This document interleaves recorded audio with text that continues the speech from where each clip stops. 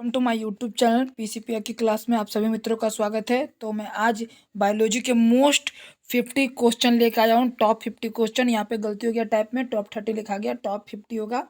ठीक है, top 50 question लेकर आया हूँ जो सभी परीक्षा में बार बार पूछे जाते हैं ये प्रश्न। ठीक है, तो यहाँ से एक नंबर न एक नंबर तो फ्रेंड आपको एग्जाम में पक्का ही कन्फर्म है।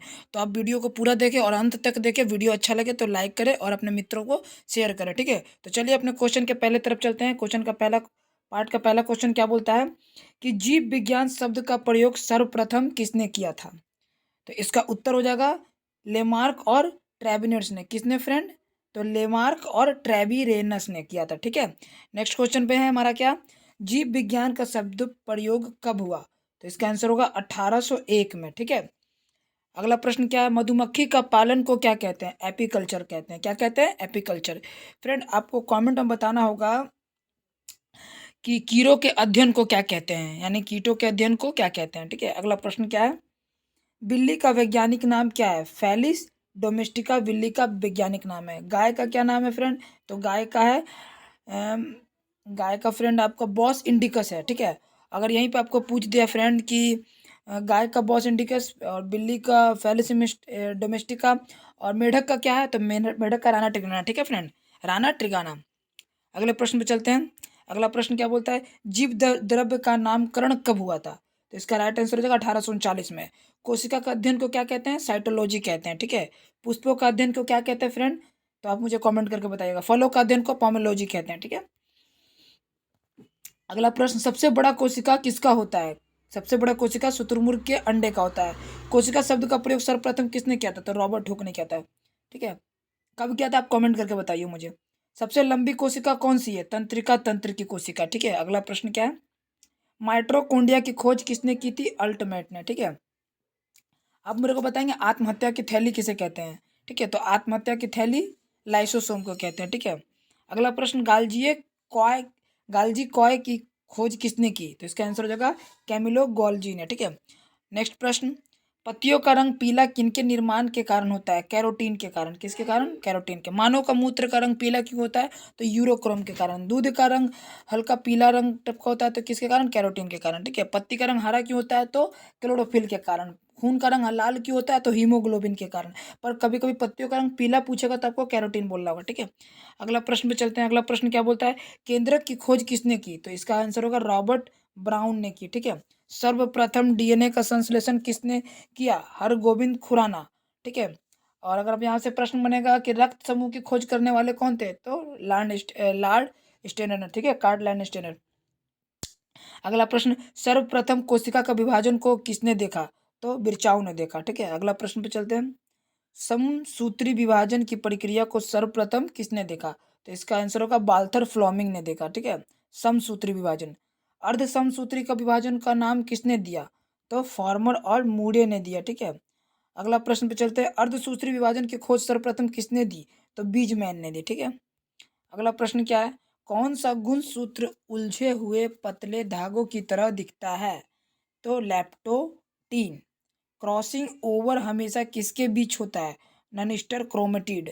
ठीक है, अगला प्रश्न, अनुवांशिक संबंधी प्रयोग के लिए मेंडल ने किस पौधे का चुनाव किया था?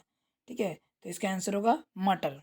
अनुवांशिक संबंधी, अनुवांश का पता लगाना। ठीक है, सर्वप्रथम जेनेटिक्स नामक का प्रयोग किसने किया? तो इसका आंसर होगा डब्ल्यू वाटसन ने किया। किसने किया? डब्ल्यू वाटसन ने। अगला प्रश्न पे चले, सर्वप्रथम जीन शब्द का प्रयोग किसने किया? तो इसका आंसर होगा जोहान सेन ने किया। जीवधारी के अनुवांशिक संगठन, यहाँ टाइप हो गया, थोड़ा सा गलती हो गया, अनुवांशिक होगा। जीवधारी के अनुवांशिक संगठन को क्या कहते हैं? तो जीनोटाइप कहते हैं। क्या कहते हैं फ्रेंड? जीनोटाइप। अगला प्रश्न में चलते हैं, गुणसूत्र का नामकरण किसने दिया? तो इसका नामकरण डब्ल्यू वॉल्टेयर ने दिया। गुणसूत्रों में पाए जाने वाले अनुवांशिक पदार्थ को क्या कहते हैं? तो इसका आंसर जीनोम कहते हैं। अगला प्रश्न पे चलते हैं, वनस्पति जगत का वर्गीकरण किसने किया? तो एक्लर ने किया। किसने किया फ्रेंड? एक्लर ने किया। ठीक है, अगला प्रश्न पे चलते हैं, गुणसूत्रों की खोज कब हुआ? तो 1888 में, यानी कि 1888 में गुणसूत्रों की खोज हुआ। वनस्पति जगत का वर्गीकरण कब हुआ? 1883 में वर्गीकरण, 1883 में किसका? तो वनस्पति जगत वर्गीकरण का खोज हुआ। अगले प्रश्न चलते हैं, शैवालों को अध्ययन को क्या कहते हैं? माइकोलॉजी। कवकों के अध्ययन को क्या कहते हैं फ्रेंड? तो माइकोलॉजी। ठीक है, अगले प्रश्न पे चलते हैं, वनस्पति जगत का सबसे बड़ा समूह कौन सा? थैलाफाइटा। ठीक है, कवक के अध्ययन को क्या कहते हैं? माइकोलॉजी, अभी बताया था मैंने आपको। ठीक है, नेक्स्ट क्वेश्चन पे चलते हैं, कवक से संचित भोजन किस रूप में रहता है? तो इसका आंसर होगा ग्लाइकोजेन के रूप में रहता है। ठीक है, ठीक है, क्वेश्चन थोड़ा सा टाइप होने में मिस्टेक हो गया, इसका आंसर फ्रेंड येलो कलर से हो गया है, डार्क से रहना चाहिए, लेकिन कोई नहीं, मैं बोल भी रहा हूँ इसके साथ साथ ताकि आपको पता चले। अल्फा नमक नामक होगा। अल्फा नामक विष किससे बनता है? तो ये कवक से बनता है फ्रेंड। अल्फा नामक जो विष है वो किससे बनता है? कवक से। लाइकेन किससे मिलकर बनता है? कवक और शैवाल से बनता है। लाइकेन शब्द का प्रयोग सर्वप्रथम किसने किया था? तो थियोफ्रेस्टस ने किया था। ठीक है, अगले प्रश्न पे चलते हैं। अगला प्रश्न क्या बोल रहा है? पेड़ों के छाल पर उगने वाले लाइकेन को क्या कहते हैं?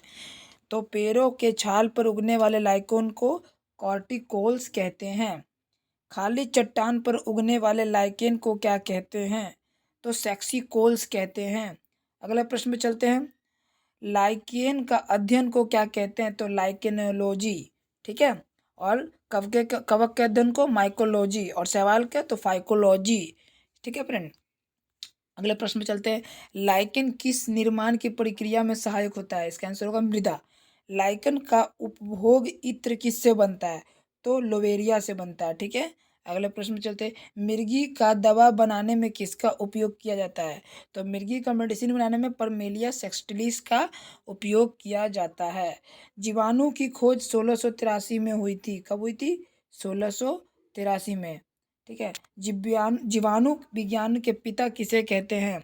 तो लिब्ने हॉक को कहा जाता है जनक। विषाणु की खोज कब हुई? 1892। देखिए फ्रेंड, यहाँ पे आपको क्वेश्चन में थोड़ा सा अंतर देखने को मिलेगा। जीवाणु की खोज से रिलेटिव 1683 और विषाणु की खोज से रिलेटिव तो 1892। जीवाणु अलग है, विषाणु अलग है।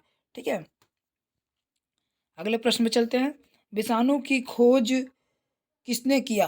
तो इवान बिस्की ने किया। और यहीं पे आपका प्रश्न था कि जीवाणु के जीवाणु विज्ञान के पिता किसे कहते हैं?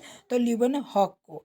और यहाँ पे क्वेश्चन आपका ये बन रहा है कि विषाणु का खोज किसने किया? तो इवान बिस्की ने किया। ठीक है, अगले प्रश्न पे चलता है, जिसे विषाणु में आरएनए अनुवांशिक पदार्थ होता है उसे कहते हैं क्या? उसे रेट्रो विषाणु कहते हैं। क्या कहते हैं फ्रेंड? रेट्रो विषाणु। साइकेस के तनों से मंड निकाल कर क्या बनाया जाता है? तो साबूदाना बनाया जाता है। ठीक है, लास्ट सेकंड लास्ट क्वेश्चन है, स्फैग्नम मास का प्रयोग किस रूप में किया जाता है? तो इसका आंसर होगा ईंधन के रूप में किया जाता है। ठीक है, अगला प्रश्न एंड टॉप मोस्ट प्रश्न है, ऑक्सीजन की खोज कब हुई थी? तो what is the right answer of this question? तो आप ऑब्जेक्टिव में देख सकते, ऑब्जेक्टिव के आंसर में भी देख सकते हैं, 1880 में ऑक्सीजन की खोज हुई थी। तो इस तरह से धुआंधार की तरह एकदम टॉप 50 क्वेश्चन समाप्त हुए।